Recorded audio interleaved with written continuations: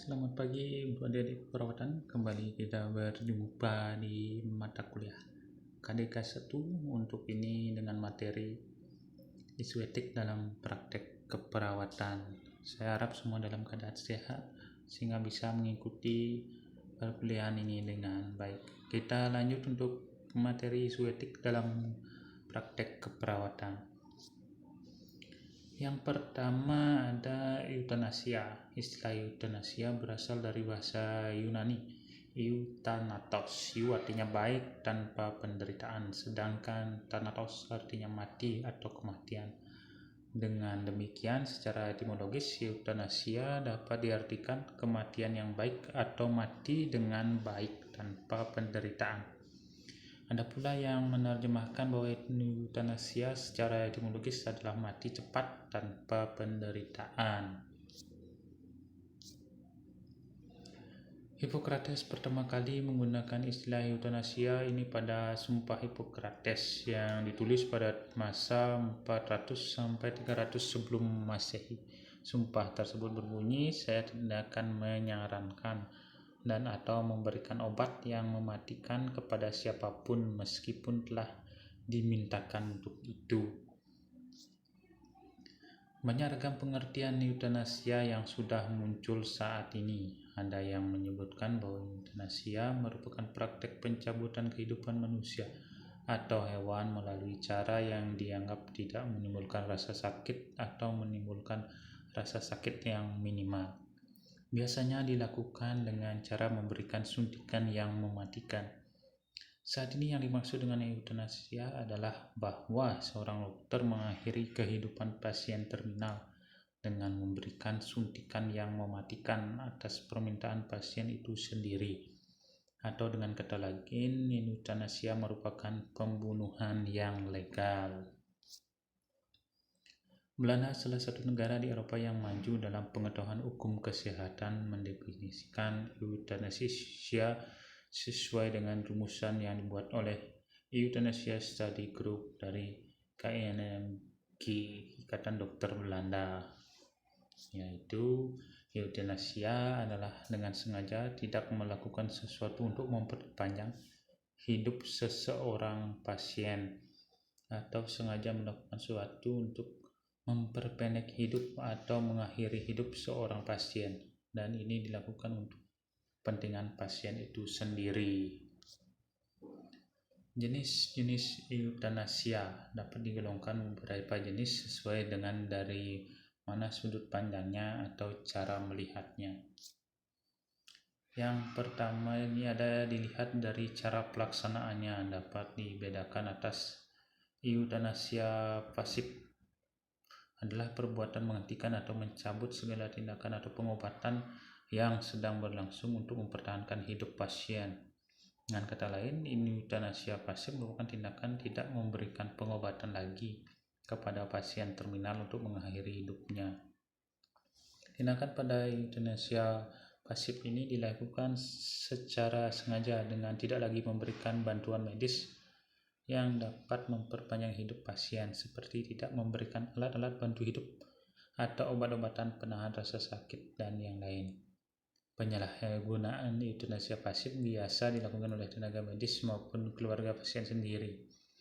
Keluarga pasien bisa saja menghendaki kematian anggota keluarga mereka dengan berbagai alasan, misalnya untuk mengurangi penderitaan pasien itu sendiri atau karena sudah tidak mampu membayar biaya pengobatan. Eutanasia aktif atau eutanasia agresif adalah perbuatan yang dilakukan secara medik maupun intervensi aktif oleh seorang dokter dengan tujuan mengakhiri hidup manusia. Dengan kata lain, eutanasia ini adalah suatu tindakan secara sengaja yang dilakukan oleh dokter atau tenaga kesehatan untuk mempersingkat atau mengakhiri hidup pasien. Eutanasia aktif menjabarkan kasus ketika suatu tindakan dilakukan dengan tujuan untuk menimbulkan kematian dengan secara sengaja melalui obat-obatan atau dengan cara lain sehingga pasien tersebut meninggal. Eutanasia yang aktif dapat dibedakan atas aktif langsung adalah dilakukannya tindakan medis secara terarah yang diperhitungkan akan mengakhiri hidup pasien atau memperpendek hidup pasien. Jenis euthanasia ini dikenal sebagai mercy killing. Euthanasia aktif tidak langsung indirect adalah saat dokter atau tenaga kesehatan melakukan tindakan medis untuk meringankan penderitaan pasien, namun mengetahui adanya risiko tersebut. Jika ditinjau dari permintaan atau pemberian izin, dibedakan menjadi euthanasia sukarela, dilakukan oleh tenaga medis atas permintaan pasien itu sendiri. Permintaan pasien ini dilakukan dengan sadar atau dengan kata lain permintaan pasien secara sadar dan berulang-ulang tanpa tekanan dari siapapun. Euthanasia tidak sukarela dilakukan pada pasien yang sudah tidak sadar. Permintaan biasanya dilakukan oleh keluarga pasien. Ini terjadi ketika individu tidak mampu untuk menyetujui karena faktor umur, ketidakmampuan fisik dan mental, kurang biaya, kasihan kepada penderitaan pasien, dan lainnya. Sebagai contoh dari kasus ini adalah menghentikan bantuan makanan dan minuman untuk pasien yang berada dalam keadaan vegetatif atau koma. Euthanasia ini sering menjadi bahan perdebatan yang dianggap sebagai suatu tindakan yang keliru oleh siapapun juga. Hal ini terjadi apabila seorang yang tidak berkompeten atau tidak berhak untuk mengambil suatu keputusan, misalnya hanya seorang wali dari pasien, mengaku memiliki hak untuk mengambil keputusan bagi pasien tersebut. Yang kedua, untuk isu etiknya ada aborsi. Menjalin kehamilan itu berat, apalagi kehamilan yang tidak dikehendaki. Terlepas dari alasan apa yang menyebabkan kehamilan, aborsi pada umumnya dilakukan karena terjadi kehamilan yang tidak diinginkan. Apakah dikarenakan kontrasepsi yang gagal, perkosaan ekonomi, jenis kelamin, atau hamil di luar nikah. Mengenai alasan ke aborsi memang banyak mengandung kontroversi. Ada yang berpendapat bahwa aborsi perlu dilegalkan dan ada yang berpendapat tidak perlu dilegalkan. Pelegalan aborsi dimaksud untuk mengurangi tindakan aborsi yang dilakukan oleh orang yang tidak berkompeten, misalnya dukun beranak. Sepanjang aborsi tidak dilegalkan, maka angka kematian ibu akibat aborsi akan terus meningkat. Ada yang mengkategorikan aborsi itu pembunuhan.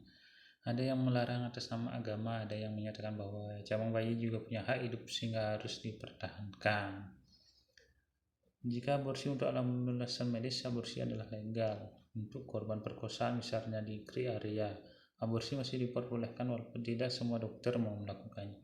Kasus perkosaan merupakan pilihan yang sulit, meskipun bisa saja kita mengusulkan untuk memelihara anaknya hingga lahir, lalu diadopsikan ke orang lain. Itu semua tergantung kematangan si ibu dan dukungan masyarakat agar anak yang dilahirkan tidak dilecehkan oleh masyarakat. Untuk kehamilan jiwa di luar nikah atau karena sudah kebanyakan anak dan kontrasepsi gagal perlu dipikirkan kembali, karena anak merupakan anugerah terbesar dari Tuhan. Sebaiknya kita jangan mencari pemecahan masalah yang pendek, tapi harus jauh menyentuh dasar timbul masalah itu sendiri. Prinsip melegalkan aborsi sama seperti prinsip lokalisasi. Banyak celah yang justru akan dimanfaatkan karena seks bebas sudah jadi realitas sekarang, apalagi di kota-kota besar. Perempuan berhak dan harus melindungi diri mereka dari eksploitasi orang lain, termasuk suami, agar tidak perlu aborsi. Sebab aborsi oleh para medis ataupun oleh dukun, legal atau ilegal, akan tetap menyakitkan buat wanita lahir dan batin meskipun banyak yang menyangkalnya. Karena itu kita harus berupaya bagaimana caranya supaya tidak sampai berurusan dengan hal ini. Karena ada laki-laki bisa sayanya melenggang pergi dan tidak peduli apa-apa meskipun pacar istrinya sudah aborsi dan mereka tidak bisa diapa-apakan, kecuali pemerkosa yang jelas ada hukumnya. Ketiga, ada transplantasi organ. Dalam penyembuhan suatu penyakit, ada kalanya transplantasi tidak dapat dihindari dalam menyelamatkan nyawa bagi penderita. Dengan keberhasilan teknik transplantasi dalam usaha penyembuhan suatu penyakit dan dengan meningkatnya keterampilan dokter dalam melakukan transplantasi, upaya transplantasi mulai diminati oleh para penderita dalam upaya penyembuhan yang cepat dan tuntas. Untuk mengembangkan transplantasi sebagai salah satu cara penyembuhan suatu penyakit tidak dapat begitu saja diterima di masyarakat luas. Transplantasi adalah pemindahan suatu jaringan atau organ manusia dari suatu tempat ke tempat lain pada tubuhnya sendiri atau tubuh orang lain dengan persyaratan dan kondisi tertentu.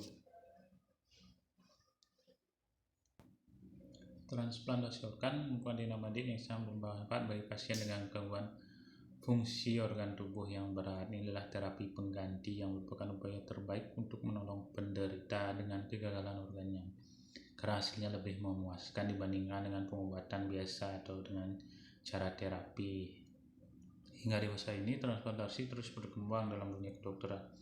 Namun tidak menggunakan edik tidak dapat dilakukan begitu saja karena masih harus dipertimbangkan dari segi non-medik, yaitu dari segi agama, hukum, budaya, etika, dan moral. Kendala lain yang dihadapi Indonesia dalam hal menetapkan terapi transplantasi adalah terbatasnya jumlah donor dan donasi organ jenazah. Karena itu diperlukan kerjasama saling mendukung antara para pakar terkait, pemerintah dan swasta.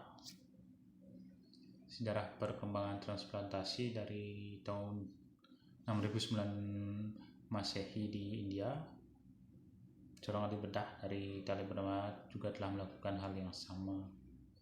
Diduga John Hunter ini adalah bedah eksperimental termasuk bedah transplantasi. Dia mampu membuat cerita teknik bedah untuk menghasilkan suatu jaringan transplantasi yang tumbuh di tempat baru.